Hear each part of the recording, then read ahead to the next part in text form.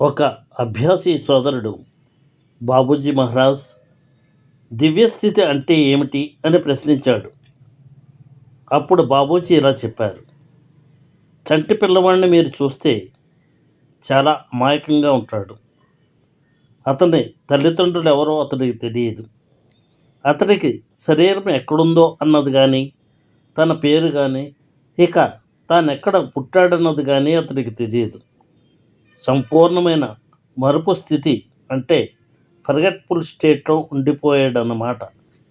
అలాగే అభ్యాసికి ధ్యానంలో ఏమీ తెలియని అమాయకపు స్థితి కలిగిన తర్వాత మరుపు స్థితి కలుగుతుంది.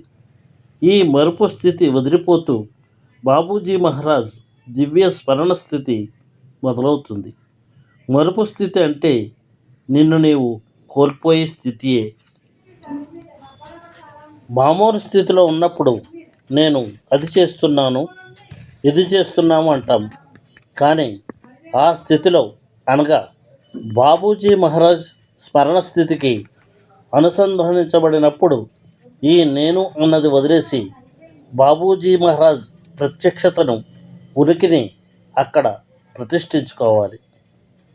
ఆ నేనుకు బదులుగా తక్షణమే నీవు అందు నుంచి విడుదలై స్వేచ్ఛను పొందుతావు.